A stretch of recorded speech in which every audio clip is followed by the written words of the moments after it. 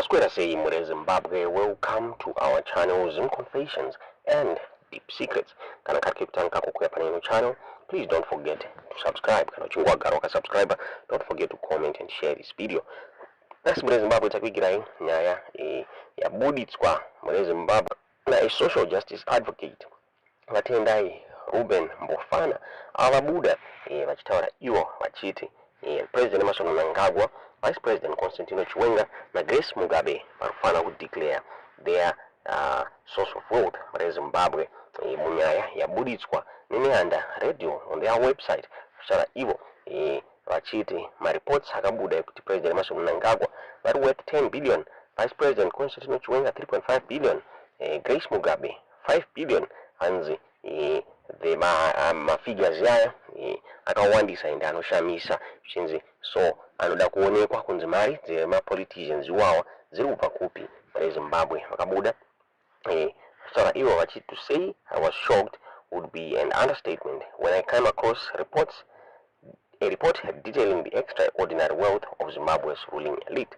The report claimed that President Emerson Mnangagwa is worth a staggering 10 billion, while Vice President Constantino Chiwenga's fortune is estimated at 3.5 billion, and Grace Mugabe, the widow of the late ousted President Robert Mugabe, is said to be worth 5 billion. What is more puzzling than these figures is the glaring absence of any identifiable business ventures or investments that could justify such immense fortunes. How could individuals, primarily known for their political and military roles, amass such wealth in a country mired in economic despair? The report, published by the ZimEye online publication, has not been verified as authentic, but it raises critical and unavoidable questions.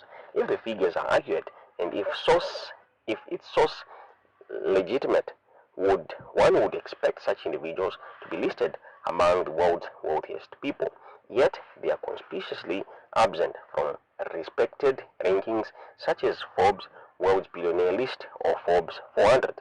To qualify for Forbes 400, an individual must have a minimum net worth of 3.3 billion, while the World's Billionaire List requires a net worth of at least 1 billion. The absence of Zimbabwe's ruling elite from these lists is a glaring inconsistency given their alleged fortunes. Forbes evaluates wealth not just by its size but by also its source. Each member of its list is rated on a scale from 1 to 10 based on how their wealth was acquired, with 1 being inherited wealth and 10 representing self-made individuals who overcame significant obstacles. Only those with transparent and verifiable source of wealth are included, and individuals with opaque or questionable source of income are excluded. This lack of inclusion raises suspicions about the origins of the wealth allegedly held by Zimbabwe's ruling elite. Consider the contrast with Strive Masiwa, whose net worth is 1.8 billion, ranks him 12th on Forbes list of Africa's billionaires. Masiwa's fortune is well documented and verifiable, built through investments in telecommunications and technology companies such as Mascom Wireless, Botswana, Econet Wireless, Zimbabwe, Liquid Intelligent Technologies, and Cassava Technologies. His inclusion in Forbes underscores the transparency of his wealth. By contrast, the sources of wealth for Mnangagwa, Chiwenga, and Grace Mugabe remain shrouded in mystery. Reports suggest that Mnangagwa has investments in fuel, agriculture, pipelines, and diamond mines, allegedly leveraging his political influence to dominate these sectors. Chiwenga reportedly owns multiple diamond mines and has stakes in several companies, with allegations of abusing his positions for personal gain. Grace Mugabe inherited vast wealth amassed by her late husband, including properties, businesses, and diamond interests. If their wealth is legitimate, why has it not been acknowledged by reputable financial institutions like Forbes? This issue is particularly troubling in the context of Zimbabwe's widespread poverty.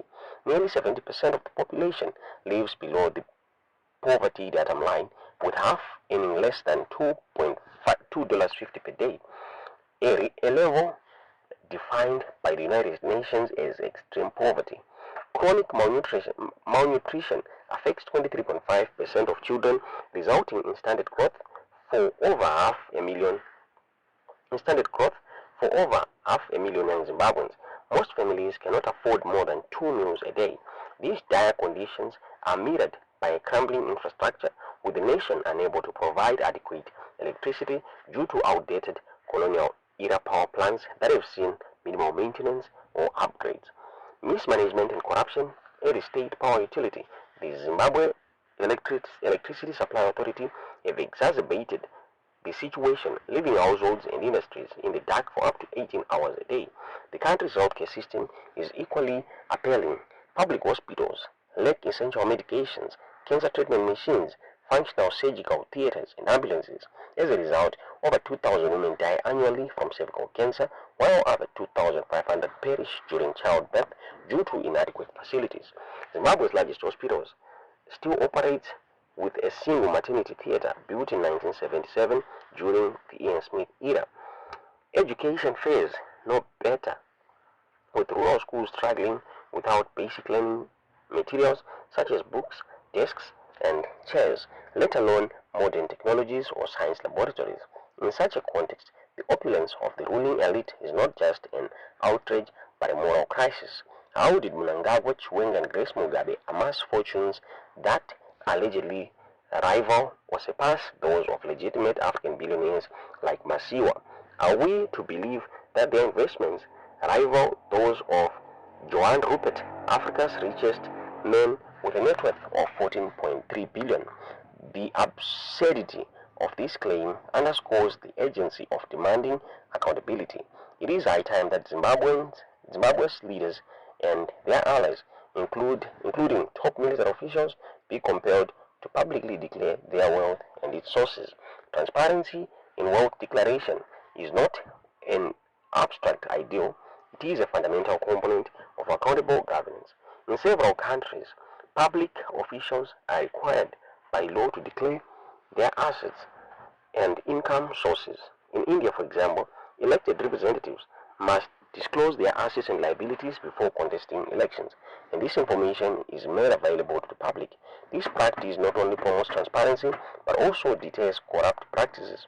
Similarly, in Kenya, public officers are legally obliged to declare their wealth every 2 years. This requirement has helped to expose and investigate instances of unexplained wealth accumulation. In South Africa, members of parliament and senior government officials must declare their financial interests, including shareholdings and directorships, which are published in a public register.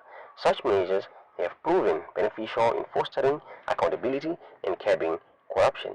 When leaders are transparent about their wealth, it becomes easier to identify and address potential conflicts of interest, illicit enrichment, or abuse of office.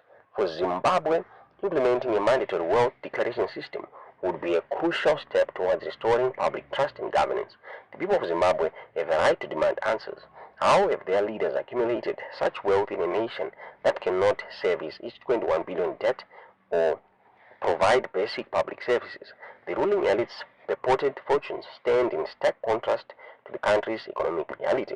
The lack of transparency around their wealth fuels suspicions of looting and misappropriation of national resources. Zimbabwe's leaders must be held to account. They must publicly declare their assets, income, and sources thereof. Such a move would not only enhance transparency, but also send a strong message that public office is a position of service, not personal enrichment. Anything less would perpetuate the cycle of poverty and corruption that has plagued Zimbabwe for decades. It is time for the truth to come to light. Matenda imbofana muri Zimbabwe kuchalayo vachiti Mnangagwa, Chiwenga na Grace Mugabe vanofana declare their source of wealth muri Zimbabwe. Tisingazivi kuti munoona sei nyaya idzi zvamukufunga mu comment section.